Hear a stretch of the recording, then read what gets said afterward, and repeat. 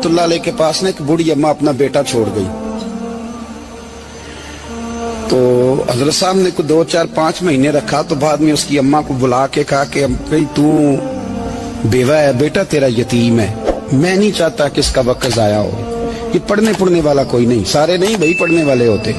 अब यहाँ वाला माँ बैठे हैं, मैं बेअदब भी ना हो जाऊं।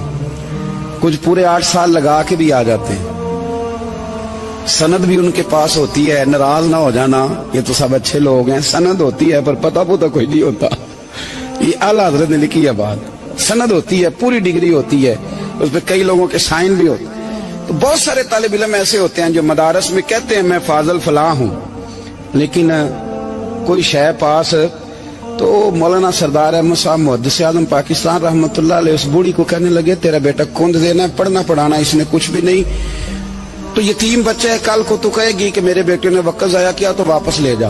बूढ़ी अम्मा रोने लग गई, कहने लगी मैं पढ़ाने तो नहीं लाई थी, मैं तो आपको रब का वली समझती हूँ, मैं तो नौकरी कराने लाई थी, नौकरी। हजरत अनस बिन मालिक कहते हैं मेरी अम्मा भी हुजूर की बारगाह में दे गई थी, हुजूर की बारगाह में। ये नहीं कहा था कि या रसूलल्लाह पढ़ा दें, हाँ मैं जिम्मेदारी से बात कर रहा हूँ।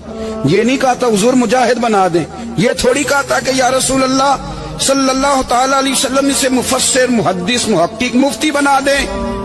हजरत अनस की अम्मा कह गई थी सोनिया जब तक ये रहेगा ना आपकी नौकरी करेगा, ये घर के काम काज करेगा, ड्यूटी करेगा, हुजूर ये आपकी नौकरी करेगा। तो मेरे महबूब ने फिर दुआ कर दी, अल्लाह इसे बरकत अता फरमा। तुम समझता है खिदमत वाला खाली रह जाता है? जितना जायका खिदमत वाले को मिलता है, जो उसके नसीब में आता है, वो किसी का नसीब कहां भाई। हजरत अनस कहते हैं हुजूर ने दुआ कर दी, बरकत की। मुझे तो खेती बाड़ी आती भी नहीं थी, पर लोगों के बाग में साल में 1 दफा फल लगता था, मेरे बाग में 2 दफा लगता था। हुजूर ने दुआ कर दी अल्लाह इसे औलाद दे। फरमाते हैं मेरे बेटे, मेरे पोते, मेरे नवासे, मेरी बेटियां, फरमाते हैं मैं जिंदा हूं और मेरी 100 औलादे मौजूद हैं।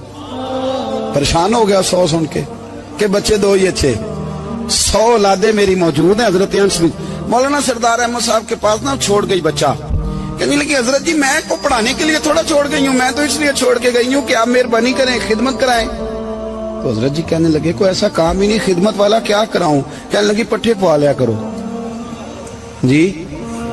लड़ पेंदे ने, कहने ने बच्चे काम कर दें मदरसे का। हालांकि अब कहाँ बच्चे काम करते हैं, अब तो गुजर गया दौर, अब तो बच्चे काम कराते हैं। अब बच्चे भी नाराज हो रहे हैं, घूर घूर के देख रहे हैं। सही कह रहा हूँ आपको, बच्चे काम कराते हैं, बच्चे कहाँ काम करते। कहने लगी ये चारा डाले करेगा आपकी भैंसों को।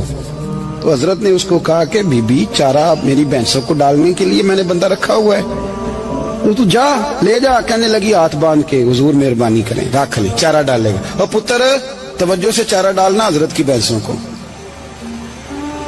रोने लगी, हजरत ने रख लिया, महीने का खर्चा भी देते।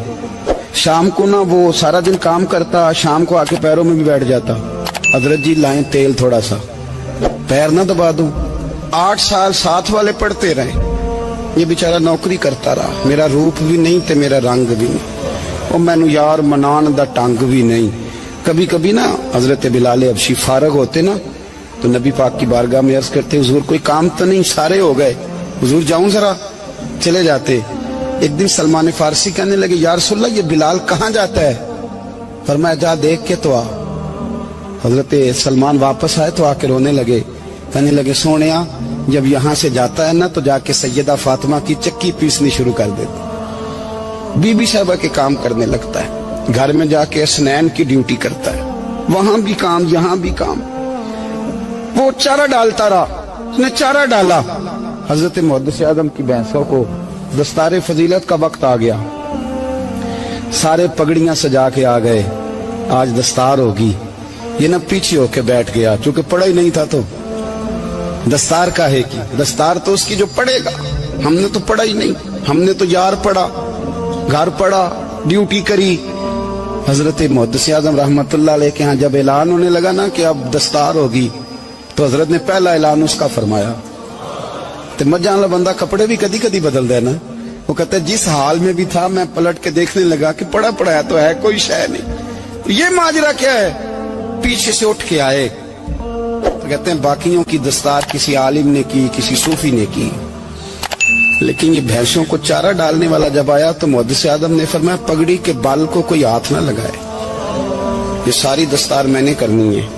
और फरमाते हैं हजरत बाल भी देते जाते थे और आंसू भी बहाते जाते थे, माथा भी चूमते थे और फरमाते थे दस्तार के बाद चला तो नहीं जाएगा यार, मुझे तो इबादत भी नहीं रह गई, मुझे तो चाबियों को भी नहीं पता कौन सी कहाँ रहती है, जाएगा तो नहीं तू? तो रो पड़ा, कहने लगा सोने जाए तो वो जिसके पल्ले कुछ है हो, आता जाता तो है कुछ नहीं, मुझे किसने रखना है, मैंने कहाँ जाना है, इधर कहाँ, तो इधर ही रहूंगा। उस तालिब इल्म के सारे उस्ताद भाई कहते हैं उसने दस्तार कराई, पढ़ा पढ़ाया कुछ नहीं, पर जो मसला अड़ जाता था ना, वो जो अड़ जाता था ना, वो जाके उससे पूछते थे तो किताबें खोलने की जरूरत नहीं पड़ती थी।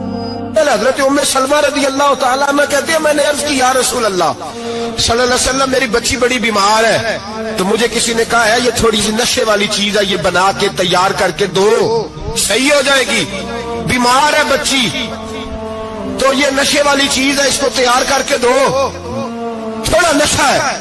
अगरचे बाज, मैंने शुरू में कहा, बाज लोग मरीज को, सख्त मरीज को ऐसी अद्वियात जो मजबूरी बन जाए उसकी गुंजाइश और इजाजत देते हैं। मोहतात उलमा तो उसमें भी बहुत सारी चीजें पहले बयान करते, लेकिन उसने कहा जी निरा नशा देना है शिफा के लिए।